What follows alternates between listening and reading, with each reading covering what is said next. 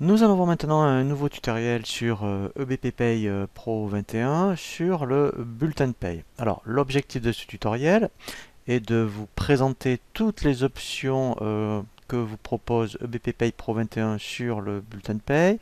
Nous verrons donc comment faire un bulletin, nous verrons comment insérer et supprimer des rubriques et nous verrons toute la présentation des boutons qui vous sont proposés sur le bulletin de paye. Alors après, rassurez-vous, nous reviendrons sur différents tutoriels sur le bulletin de paye, hein, notamment quand on verra les congés payés, quand on va voir tout ce qui est absence maladie, les fins de contrat et différents tutoriels sur le paramétrage. Là, l'objectif, c'est de vous faire une présentation globale de tout ce que vous pouvez faire à partir du bulletin de paye. Alors déjà, il y a une particularité sur ces versions, c'est que quand vous voulez faire des bulletins de paye, alors bien sûr on veut faire bulletin par bulletin, hein, on verra un tutoriel, ce qu'on appelle après vraiment de la saisie par lot, hein, où là c'est vraiment de la production, mais quand vous n'avez pas beaucoup de salariés, effectivement, vous pouvez faire les bulletins, vous voyez à partir de la fiche salarié, vous avez ici un onglet bulletin.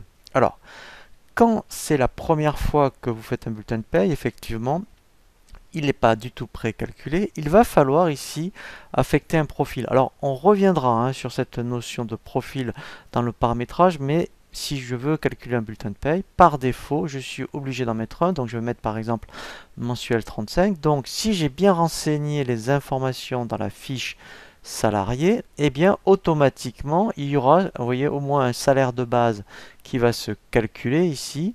Et donc là, vous voyez, à partir de là, j'ai un brut. Et donc si j'ai un brut qui se calcule, automatiquement, vous voyez, j'ai des cotisations qui vont se calculer. Et après, à droite, j'ai le net à payer. Alors, on va revenir sur cette présentation. Donc ici, effectivement, dans l'onglet bulletin, donc là, j'ai mes périodes de paye. Là, j'ai la date de paye. Donc là, effectivement, on affecte un profil. Alors, quand on fera des payes après, eh bien, par défaut, il va toujours avoir ce profil-là. Et ensuite, à droite, vous voyez en bas, voilà. Alors, quand on le fait la première fois, effectivement, dès qu'on affecte un profil, il le calcule. Sinon, tous les mois, il faudra cliquer sur ce petit bouton qui s'appelle préparer. Et je vous conseille de toujours faire à partir du profil. Pourquoi? Parce que quand on reviendra après sur le paramétrage, on verra les variables. Vous voyez, tout ce qui est vert, c'est pour saisir, vous voyez, des variables. Quand on double-clique dessus, eh bien, vous avez un petit tableau qui vous permet de saisir des variables. Alors, vous voyez, si j'en saisissais, admettons la 5 par exemple, voilà, automatiquement, il va m'affecter les 5 heures. Voilà, vous voyez, voilà. Donc, si je fais préparer tous les mois, le mois d'après, eh bien, les variables vont se remettre à zéro.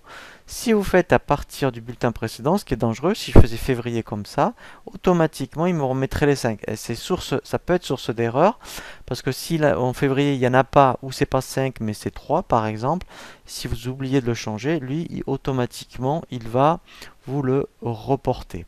Donc dans un premier temps, vous voyez ici tout ce qui est brut là, c'est les rubriques vertes. Tout ce qui est rouge, vous voyez, c'est les rubriques de cotisation. Voilà. Et en bas, tout ce qui est bleu, c'est des rubriques de net. Donc dès que vous voyez du vert comme ça veut dire que c'est des rubriques à saisir. Vous voyez, s'il y avait un acompte, je double-clique dessus. Là, je saisis mon acompte de 50 euros. Voilà, et là je fais OK. Voilà, et automatiquement ça se calcule. Donc là, vous voyez, je vois bien mon net à payer. Donc ça, c'était le bouton préparer. Donc effectivement, normalement, on n'a pas besoin de faire calculer, puisque quand on fait préparer, automatiquement il le fait. Alors calculer, effectivement, ça peut être intéressant quand vous insérez des rubriques. Eh bien, il vaut mieux faire après dans la foulée calculer. Alors, paye à l'envers. Donc ça, on va avoir vraiment un tutoriel dédié à cet effet. Hein, donc c'est grâce à ce petit bouton que vous pouvez faire soit des simulations quand vous voulez donner des primes pour savoir le net, mais également pour les indemnités journalières. Donc on y reviendra. Ensuite l'historique, donc ça en fait, donc là je vais pas voir grand chose parce que c'est mon premier bulletin. Mais là, vous voyez, quand vous aurez 5-6 mois de paye, ça vous permettra de visualiser tous les bulletins qui ont été faits. Et avec là, ici suivant, on fait défiler tous les mois. On peut réimprimer un bulletin, on peut le renvoyer par mail, on peut même l'avoir en PDF. Donc ça, c'est sincèrement, c'est pas mal cette fonction historique. Email, et bien donc là, j'en avais parlé dans la fiche salarié. Voilà, vous voyez, si on avait indiqué dans la fiche salarié son mail, automatiquement, eh bien, il enverrait par mail le bulletin de paye. Donc clôturer, alors clôturer, ça n'a rien à voir avec une clôture mensuelle, donc ça normalement c'est très rare quand on le fait. Ça, on le fait quand effectivement dans la fiche salarié, on n'indique pas emploi unique mais emploi multiple. Ça permet, et bien vous voyez ici on a 1 sur 1. Si j'avais 2 bulletins par mois, je ferais clôturer, comme ça il y aurait 1 sur 2, ça me permettrait de faire le bulletin, le deuxième bulletin, mais dans le même mois. Ça c'est quand on a des salariés qui ont 2 emplois différents dans le même mois, donc ça veut dire 2 bulletins de paye, voilà. Aperçu, et bien là quand vous l'avez calculé, et bien effectivement vous allez faire un aperçu de votre bulletin de paye si tout est OK. Voilà, donc moi j'avais pris le modèle bulletin enveloppe, vous voyez, donc c'est pas mal, parce que moi effectivement si vous avez des enveloppes à fenêtre, ça rentre automatiquement dedans.